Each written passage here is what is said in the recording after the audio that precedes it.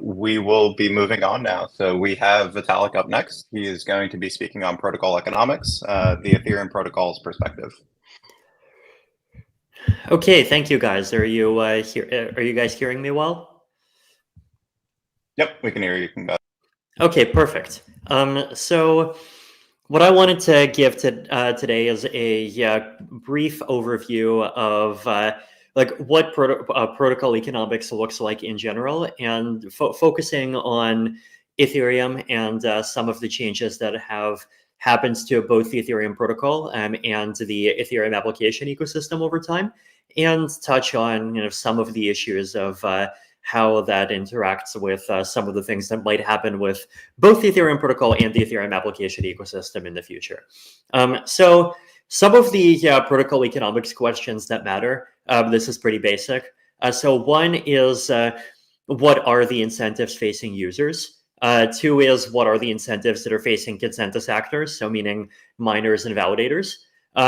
What is the behavior of the chain, both average case behavior and extreme case behavior?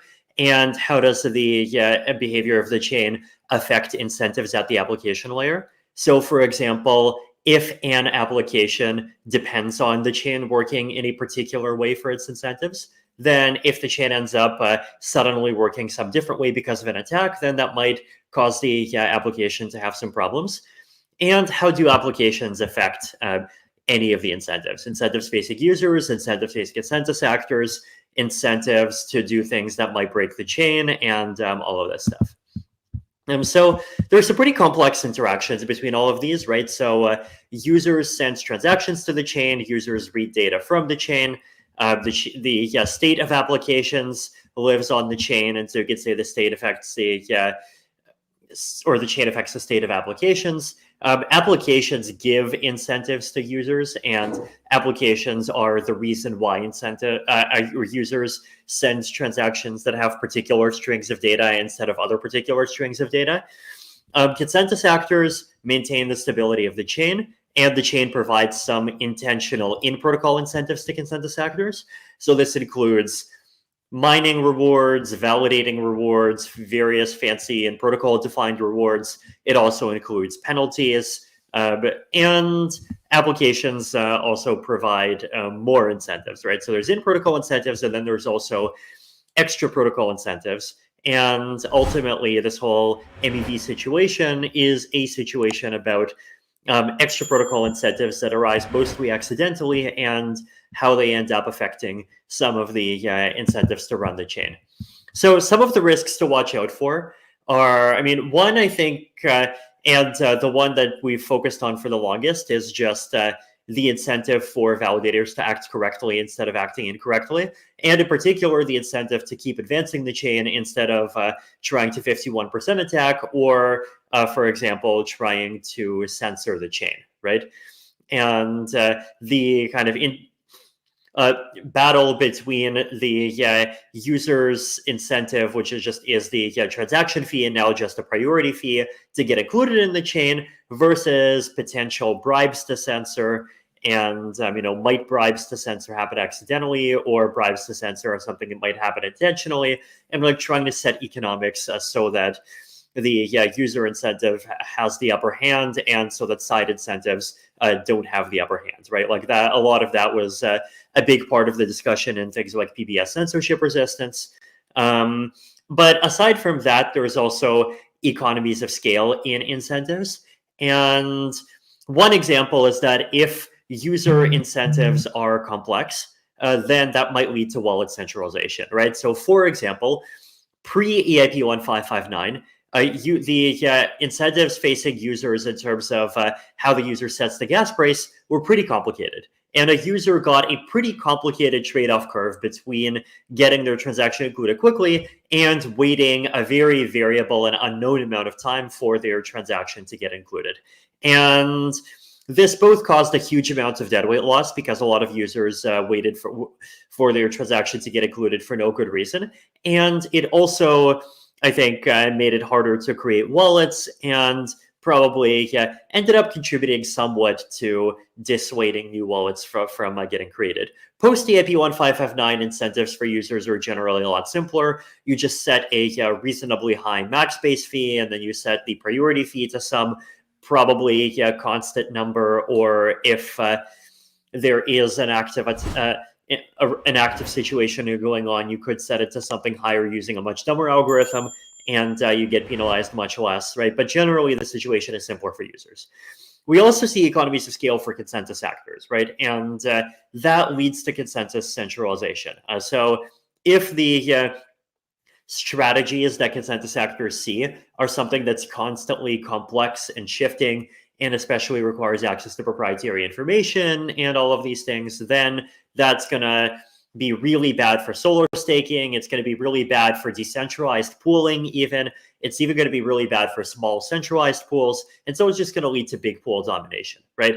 And I think we even saw near the end of the proof of work era, Ethereum's centralized pool domination was something that started to get pretty bad, right? We got to the point where like 2 mining pools were enough to get over 50%. And Bitcoin is like a little better than Ethereum proof of work, but it wasn't that much better than Ethereum proof of work. And like I think we want to really make sure that proof of stake goes in a healthy direction as well. And then finally, incentives to have low latency are also a different kind of centralization incentive, because they are a geographic concentration incentive. They're also a cloud computing incentive. And both of those things actually contribute to jurisdiction risk, which is another really important and big risk to the credible neutrality of a blockchain, as I think we've seen over the past year. So a lot of this started basically with the rise of DeFi, right? So burst MEV, meaning a kind of these opportunities to grab up a large amount of money by being the final actor that constructs a block. A lot of those actually existed even all the way back in 2017. So there were these pretty famous ICOs that happened in 2017. The picture on the left is a graph graphing the gas price. And it got to an extremely high number, and there was just like a huge amount of deadweight loss. I think this was specifically during the basic attention token ICO. And had there been MEV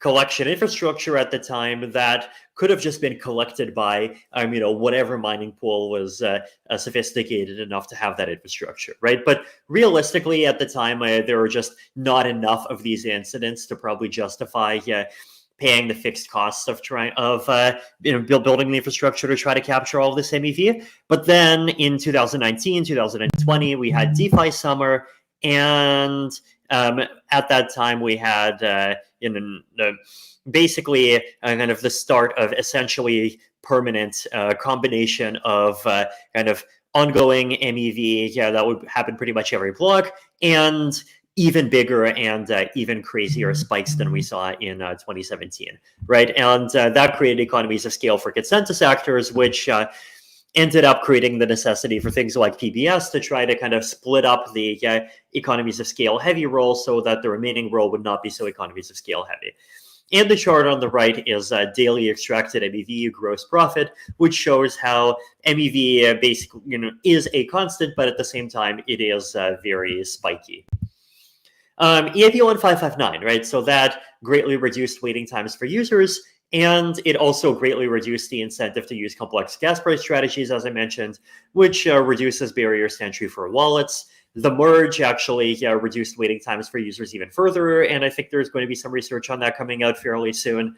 And that's something that's going to improve further over time. The merge actually does a lot of strange things at the same time, right? So the merge, first of all, it completely changes the class of participants maintaining consensus, right? Which means that the side incentives of people maintaining consensus change a lot. Before it was miners, now it's ETH stakers. Miners tended to be a group that was kind of off in their own corner, and often not even very loyal to Ethereum, because they would jump between Ethereum and other protocols. Now, there were some miners that were definitely very loyal to Ethereum, but there were also others that were not. It's people that had access to hardware, whose main expertise was in things like hardware. Meanwhile, ETH stakers, on the other hand, are a subset of ETH holders, and ETH holders tend to have less sophistication in hardware, but they, also tends to be more integrated into the Ethereum ecosystem in other ways. And there's complicated effects, I think, from the change of like what kinds of people are doing the mining to what kinds of people are doing ETH staking on average, right? So I know a lot of miners actually ended up becoming ETH stakers, and so a lot of actors carried over from one side to the other. But on average, the composition did change a lot. The merge also made reorg attacks vastly harder. So there's this piece from myself and Georgios from almost 2 years ago that talked about how reorgs after the merge are going to get much harder. And then just also a very different incentive landscape in terms of things like centralization and joining a staking pool and what kind of pools are even possible and all of these issues, right? So the merge changed a lot. And, I think the merge is one of those things where even 10 years from now, if someone asks, what kinds of effects did the merge have, as the apocryphal quote about the French Revolution goes, the correct response is going to be, it's too early to tell. So that's existing changes. Now, upcoming changes. Withdrawals are going to get enabled in the next hard fork. Then stuff going beyond that, single secret leader elections, different types of in-protocol PBS, and finally, single slot finality. So withdrawals, basically two consequences, right? People can withdraw, and so people will withdraw, and that reduces the total amount of ETH staked. But then also people can withdraw, and so people become more confident that if they stake, they'll get their money back, which leads to more ETH getting staked. Which one of these dominates? We have no idea. Could go either way. Though ultimately, I think the main practical consequence of this is going to be a change to the total amount of staking and possibly also a change to the composition of stakers. My hope is that for solo stakers, things are going to become more friendly and withdrawals are going to kind of reduce the premium that pools have, because currently pools have this premium that they're the only way to get liquidity.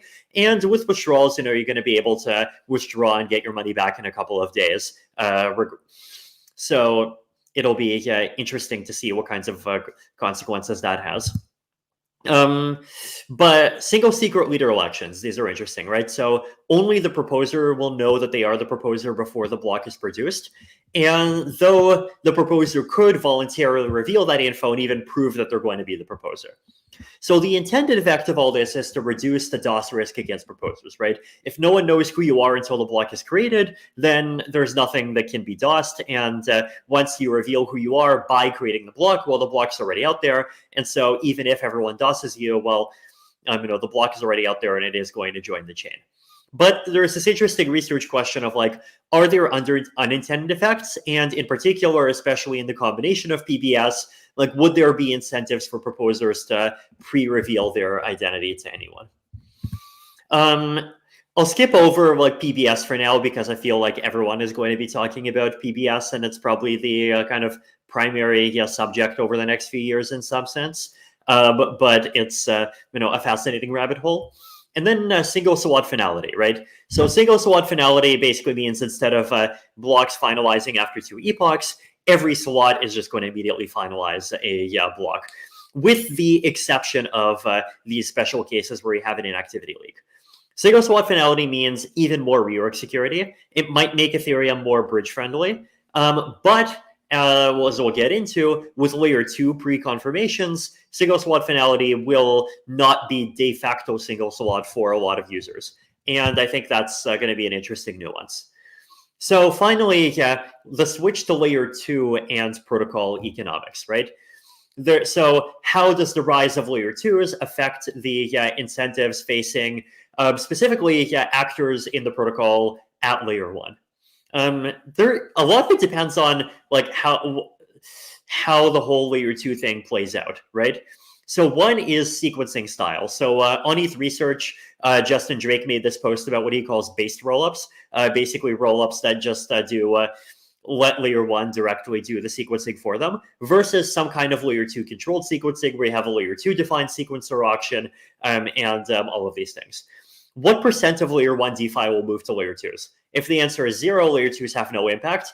If the answer is 100%, then everything depends on how the layer 2s work. And then the answer could be somewhere between 0 and 100%. Fraud-proof windows and censorship, that's a pretty simple one. Pre-confirmations that we'll talk about. And then this kind of final question, which is, will the switch where a lot of activity moves to layer 2s make layer 1 economics more boring, possibly by insulating the layer 1 from the side effects of some activity? Or will it make it less boring by creating more complicated interaction effects? So based rollups, right? So when I made my post on rollups about 2 years ago, one of the things that I zoomed in on is basically this question of in a rollup, you have these batches that kind of take a lot of transactions and commit them into the layer 1. And the question is like, who has the right to submit a batch? Option 1 is total anarchy. Anyone can submit a batch at any time. And here I said, this is the simplest approach, but it has important drawbacks. Particularly, there's a risk that multiple participants will generate an attempt to submit batches in parallel. Only one of them will get included. This leads to a wasted effort in generating proofs and wasted gas in publishing batches to chain. With PBS, a lot of these costs really get reduced, especially the gas costs get reduced, right? Because you can make the gas payment of a batch conditional on that batch getting included and getting correctly processed. And this is something that you will have to work through the builder ecosystem in order to do. But if the builder exists, then you can do it. And so suddenly what I call the total anarchy approach, or what Justin calls the based rollup approach, suddenly becomes viable.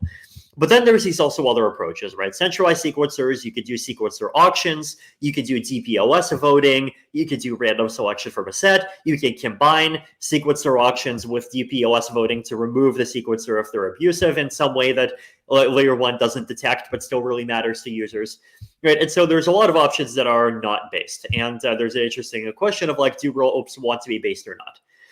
Could layer 2s absorb complex layer 1 MEV? If rollups are based, then they can't, right? Because layer 2 MEV just becomes layer 1 MEV because the layer 1 PBS system just does sequencing for the layer 2s.